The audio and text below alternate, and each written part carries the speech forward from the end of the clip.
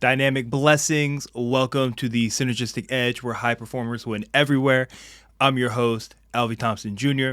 And today I want to talk about something I think is really important. And it's funny because every single year this comes to light for me. And it's this: how important it is when we are looking to better our nutrition, how important it is to focus on principles as opposed to trends.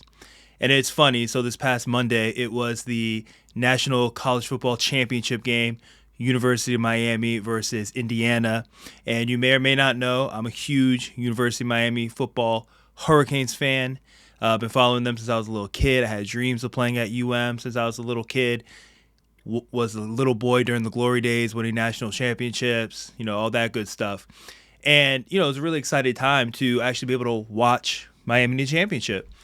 And we came up short. It was tough. Super proud of the team. Played extremely hard. But when you get to that level, it's like, hey, one big mistake can be the complete difference in the game.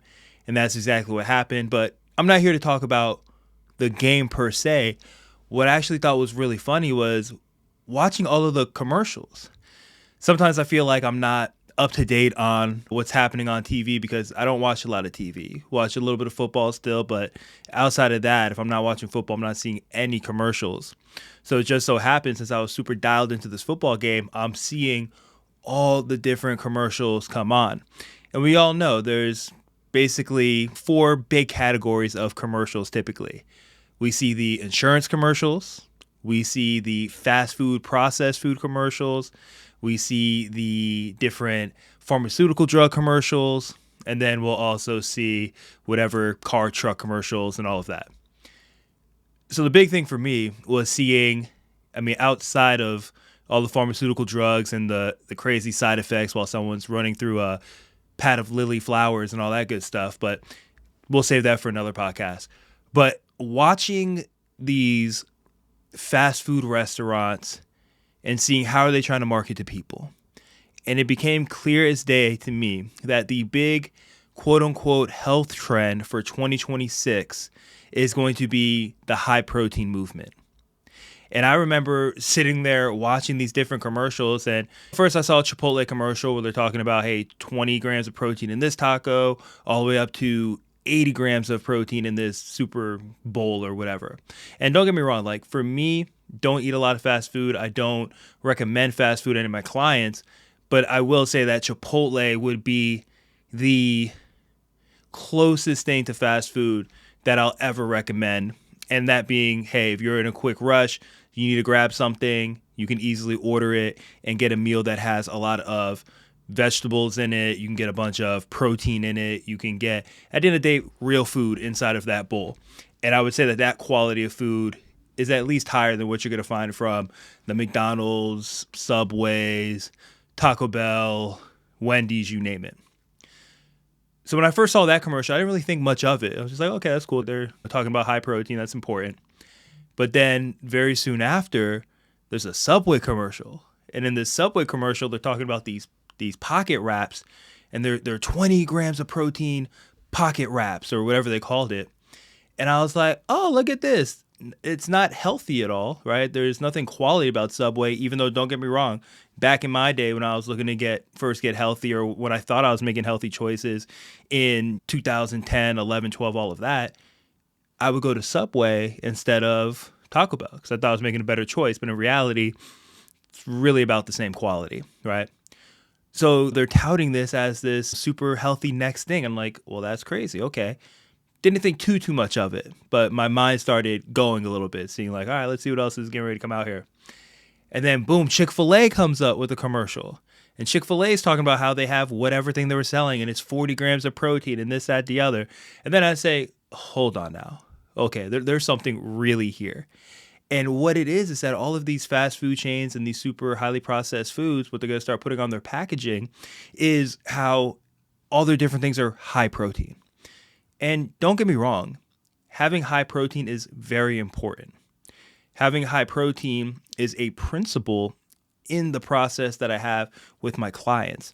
But something that's even bigger than that is make sure that we're focused on the quality of the food first. It's the whole adage that food is medicine, right? Because food is information for our body. And when our body is getting the information of, hey, you're getting enough vitamins, minerals, the micronutrients, then the body's going to metabolize it, which means break it down and utilize it as it's supposed to so we can live a healthy, energetic, vibrant life. But what I find that the problem is that so many of these fast food restaurants, ultra processed food companies, they like to prey on us and take something that is rooted in truth, but then bastardize it in a way where it's not helpful anymore. And it's actually confusing the people that are out there. I have a new client that I just started with. She's doing really good. There's so many layers, though, that we have to peel back with her. Super nice woman, super hardworking, extremely intelligent, great at her field of work. And when we were talking about this, she actually told me a story of how, like, hey, Alvey, I just went to the grocery store since I got all these resources, since we've been talking about these things, since you've given me my custom food list. And what I noticed is that, number one, there's so many foods at the grocery store I can get that I can eat that I didn't realize were there, right? The organic, the grass-fed, the pasture-raised, again, the quality of the food.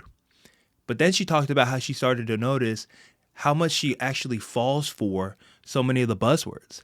And one of the things that she saw there that she said she would have fell for before, but now that we've been working together, she understands it's not where it's at, is she saw a high protein Pop-Tart.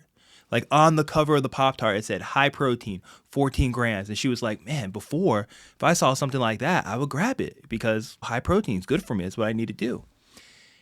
And that helped me realize just how rampant what we call greenwashing is, where these companies will take, again, a principle or something that is positive, but then they'll try to change it in a way where they can use it. But because of the quality of their food is so low, it actually ends up not doing what the average person thinks it's going to do for them. And this isn't new. This is a playbook that's been going on for a long time.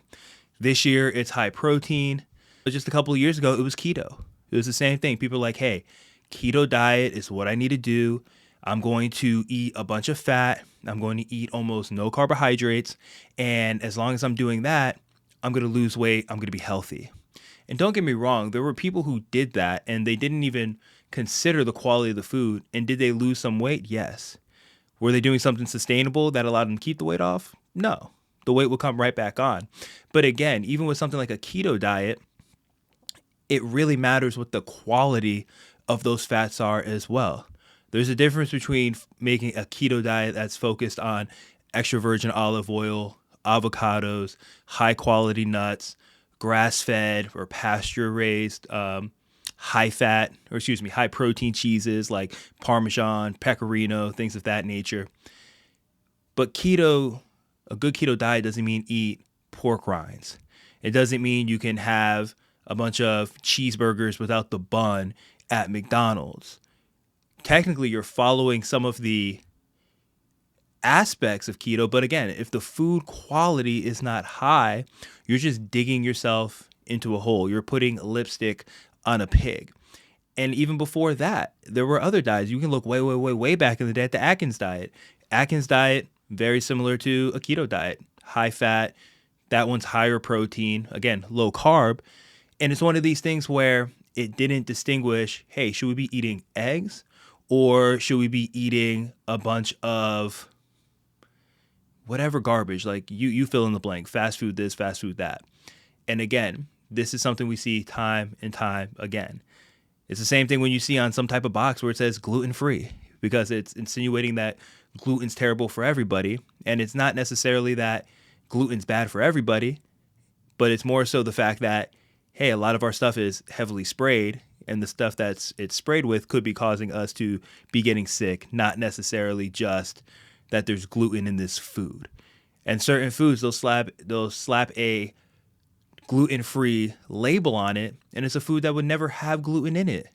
Like, oh, gluten-free beef. Obviously, it should be gluten-free. You know what I'm saying? So we got to understand just what type of nuance and things are going on here, and to understand that it's not as black and white as all protein good or all fat good, all carbs bad. If you want to take a principles approach, what is what I recommend, and this is how I work with all of my clients, is we have to understand that number one, when it comes to your food, focus on getting the highest quality food that you can afford. And when I say highest quality, it's like how close is that food that you're eating to the source that it's like originally made. For example, if I have a steak, I simply understand that that steak came from a part of the cow, right? I can see exactly what the cut is. I know where it came from. If I have a relationship with the farmer, great. But even if it's coming from the grocery store, it's like, okay, it's a piece of beef. Versus if you go in and say you buy a Slim Jim. Yeah, Slim Jim's high in protein, but what quality is that meat? What's even the process of breaking down a bunch of meat to make that Slim Jim? When you turn over the ingredient list on a Slim Jim and you notice that there's 20 ingredients back there, what are the other 19 ingredients outside of beef or outside of whatever animal that specific thing is made out of? These are the things that you want to start thinking about. Same thing. There's a big difference between having, say, rice and beans, where the two ingredients would be the rice and then the beans, versus going out and getting some type of Uncle Ben's rice bowl that's frozen and has a bunch of other stuff on it, where the sauce has all of these thickeners, these different gums, these different additives, these different preservatives to make sure that it lasts longer, to make sure it tastes a certain way. That's different from just having your own rice from a bag and soaking beans that came from a bag, right? Same food, quote unquote, but just such a different aspect of it. So we want to think about getting the highest quality food that you can afford. And when you think about that food, just how close to it is its original source. When you think about fruits and vegetables, those things are typically, it's picked. Or if you saw it out in nature, you'd be like, oh, that's a blueberry. Oh, that's a banana, right? It's very clear and understanding. So how do we move forward from this? How do we start to navigate this? One of the biggest ways you'll be able to get past a lot of this hype is by cooking as many meals as you can on your own. Now, again, yes, that takes more time. However, do you want to pay in your time, or would you rather pay in your health outcomes 5, 10, 15, 20 years down the road? Because at the end of the day, it's about choosing your hard. And at the end of the day, a lot of these grocery stores will deliver food to your door. Making food on a cast iron skillet, a piece of beef, you can make a patty out of some ground beef, put a few seasonings on it, 2-3 minutes on each side, and your burger's done. 5 minutes, you got a burger, right? Same thing with steak. Even chicken, if you got an air fryer, it's like, hey, you can go ahead and take that thing, season it, put it in there, go do whatever else you got to do in your life as that thing is cooking, and then boom, it's done. Or something that I love, something I put all of my clients on, is a crock pot. Because what's nice about a crock pot is you can put literally 5, 6, 7, 8 pounds of food in there, slow cook it, let it cook all together, let all those juices flow, let it be low and slow. And now you have a delicious meal, a tender meal, a nutrient-dense meal, and you can have enough leftovers for at least 3-4 more meals. And that makes it so you don't have to spend as much time cooking. Not everything has to be a gourmet meal. Not everything has to take you 2 hours of prep and cook time for it to happen. You can do that if you want to, but if your biggest constraint is time, well, then that's one of the easiest ways to go about it, is cook in an efficient manner. Now, I have other clients who even that little bit of time is hard to come by because you might have kids. You're taking kids to sports. You're running them around to events. Plus, you have your own stuff going on. So the convenience factor is what people usually succumb to. But now in 2026, there's so many better ways to go about even getting convenient food. There are an abundant amount of meal plan services where they will literally deliver the packaged food to you.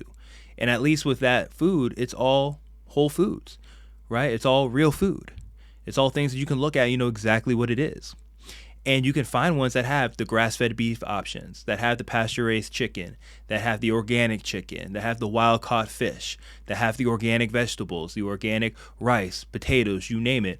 All of that's available now in 2026. So if that's something that you want to have, and you want to have better health, and you want to have more energy, you want to love the way that your body looks, drop fat, put on muscle, that's a convenient way to do it.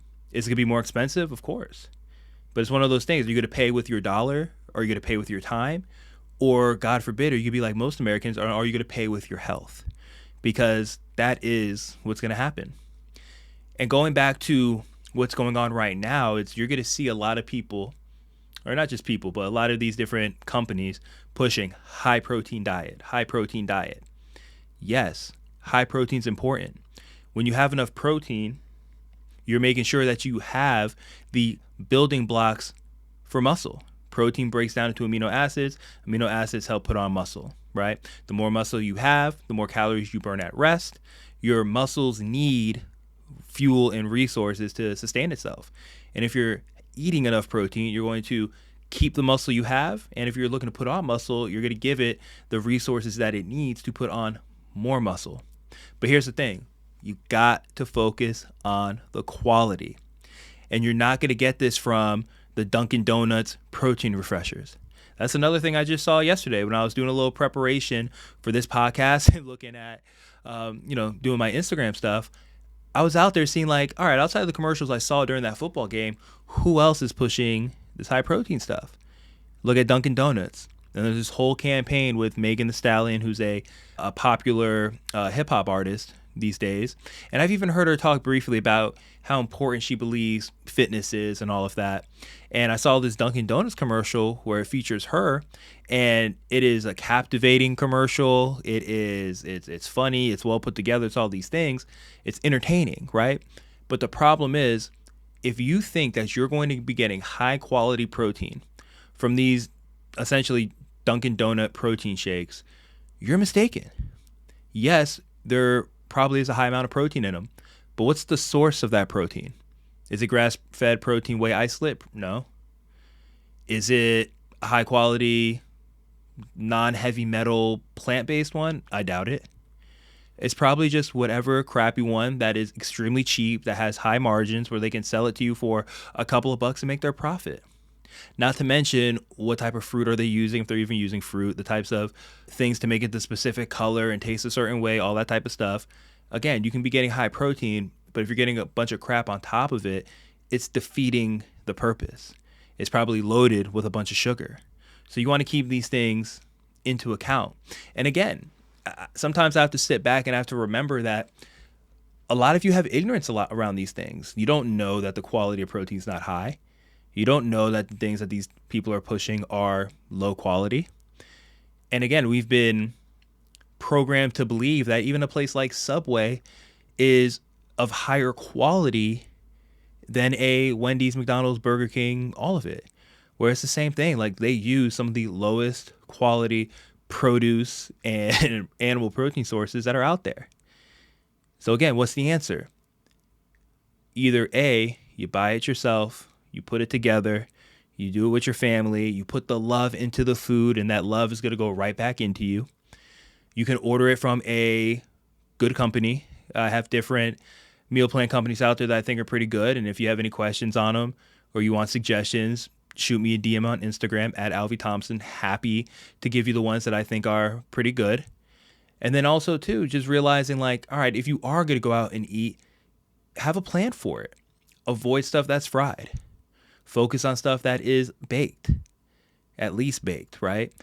Try to get the highest quality that you can find and you can afford, but understanding that the lowest quality is always going to be the fast food stuff, the stuff that comes in a box. And just because something is saying that it is high protein does not mean that it is going to be good for your health. Last thing I'll finish with is what a lot of my clients experience. The number one thing I focus on with them is what I call cleaning up their diet. But what does that actually mean, cleaning up the diet? It's getting out all the crap first. And what that crap is usually all the stuff from the standard American diet. It's a lot of the white flour stuff. It's a lot of the fried stuff. It's a lot of the white sugar, right? But we're in a day and age right now where you can have a meal that has all that stuff plus high protein. But if you're only focused on high protein, you're going to think that you just did a great job. So we focus on what's called single ingredient eating, meaning what you see is what you get. A steak is steak, chicken is chicken, fish is fish. You know the veggies, you know the fruits, you know the grains, you know the potatoes, you know what you're looking at. But once you start getting these hodgepodges of things that has a bunch of different sauces in it, you don't know what the sauces are. Once you start getting stuff that's fried, you don't know what type of oil it's fried in. And I'll tell you what, it's probably some type of vegetable oil that you don't want, a soybean oil, canola oil, all of that. And understand too, it's like food is meant to spoil. It's meant to go bad. So if there's food that you can just leave out and it stays good for a long time, and it's not with a natural preserving method like pickling or something like that, you got a problem on your hands. Your body isn't meant to break that stuff down and metabolize it. And because in 2026, we've been eating this way for 10, 20, 30, for some of us 40, 50 years, it catches up with us. I wholeheartedly believe that so much of the Western lifestyle problems that we have today are directly tied to our nutrition or lack thereof. If you've heard my story before, you know how big my mom's health and really her lack of health made an impact on the work that I do today and how I've adopted so many of these food principles to my life. And she was the type of person who was severely obese, type 2 diabetic, and beyond that, addicted to her opioid medications, on a bunch of medications to help with the side effects of other medications. And it's a terrible cycle that I've seen a lot of people on in my family, with my friends' family, with friends. And I'm 37 years old. Depending on where you are in your life right now, your age, you're like me. If you don't do something different, you're heading to that same place that many of your loved ones are facing. You might see your mom and dad now, and you can tell that they're in terrible health because of a lot of the food choices they've made over the years. And granted, we can't force anyone to change. But what we can do is start with ourselves. We can lead by example. We can create generational health in our kids by being a great example of what it looks like to be happy, vibrant, alert, sharp, focused, content, peaceful, smiles on our faces, lean bodies. Like, that's the stuff that they see. And with my son being 1 year old, I'm super cognizant of the things he sees me eat, which is only the good stuff, and then the things that he eats. He eats nothing but real food.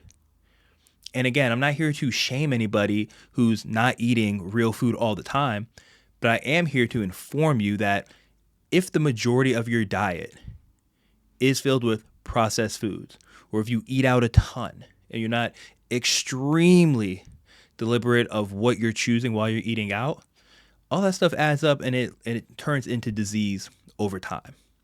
Not to mention so much of the stuff that we eat that is packaged, or even like these Dunkin' Donuts high protein refresher drinks. Like, that drink probably has like 400 calories in it, 500 calories in it, right? And as a society, we eat way too much and we move way too little. And before, when I was earlier on in my journey and stuff, I wasn't as big of a component of calories in, calories out, because there is more nuance to it. But at the base level, that is a real thing. We can't be consuming more energy than we're expending. And again, these fast food things are not helping. All of these processed foods are not helping. So my whole thing is, don't fall for the hype. Eat real foods. Eat single ingredients. Do your best to eat foods that has come as close to or that is now made in a way where you can tell it's still really close to the source, right? And if you do those things alone, you're going to have more energy. You're going to lose a bunch of fat. And if you're eating enough of the right things and you are weight training, you're going to put on muscle, or you're going to preserve the muscle that you do have. You're going to preserve your bone integrity, your bone density. You're going to be more mobile. You're going to feel better overall. But if you don't change those things, then you're going to end up like, I would venture to say, about 80-85% of our population, where you're on more than one medication, right? That's very common. It's not normal, but it's very common. And we have to understand that At the end of the day, you have the choice of what you put in your mouth. You make the choice of what you put in your kid's mouth. And at the end of the day, outside of that, we don't have control of a lot of things. But if you focus heavily on the things you do have control over, you're going to put yourself in a place to succeed. So I hope this helps. If you have any questions as it pertains to what type of protein sources that you can have, I have a bunch of food list and documents that I can share with you. Just hit me up, DM me at Alvey Thompson, say you want the food resource, and I'll send it right to you. No problem. Let me know what resonated with you in this episode. Let me know, have you seen the different commercials or ads that are talking about high protein from all of these different fast food chains or from these different highly processed food companies? And if you do, let me know, send them my way. I'll probably do more videos and reactions and things like that to help shed light on this subject. But again, my whole thing is, if you want to be a high performer that wins everywhere, again, when you eat well and you do it in a way that's sustainable, that's such a big part of the biological fueling pillar that I use with my clients. A huge part of it is understanding what are your blood levels at, where are your biomarkers, and based off where those biomarkers are, we can understand, hey, these are the foods that we can add, these are the foods we should probably take away, and now you are eating in a way that actually fits your biology, what you need as a bio-individual, meaning what you need is very specific for you. Don't fall for the cookie cutter programs. Don't fall for whatever the hype train is for 2026. We know high protein is one of them. I'm sure there'll be other ones that come up. But understand, find what works for you. And when you eat well, that's the fastest way my clients create huge change within the first month of working together, where they're dropping 5 to 10 pounds just because inflammation is coming off of the body, right? They're starting to lose, or they're starting to have a better electrolyte balance. And because of that, they lose fat, right? They're putting on muscle. In addition to that, they have less pain in the body. Because again, food is information. If we're giving our body the wrong information, it's causing inflammation in the body. It's going to cause pain in different parts of the body. So if you have chronic low back pain, if you have pain in the knees, shoulders, and your neck, wherever it might be, I promise you, if you clean up your diet, you're going to feel much less pain, let alone that pain might go away completely. So that's my rant. That's my talk. I can talk on this subject forever. But if you have any questions on this, feel free to shoot me a DM on Instagram. I appreciate your time. If you have any coworkers, family members, friends who you find are talking about all of the high protein stuff and getting excited about high protein Pop-Tarts and high protein tacos from Taco Bell and a high protein Chick-fil-A chicken nuggets, whatever, send them this podcast, help them out. And at the end of the day, I believe in you. You have what it takes to succeed in all areas of life, not just in work, but also in your health, in your relationships, all of it. And your food is a huge part of that. So I appreciate you. I honor you. Stay dynamic, my friend. You can too.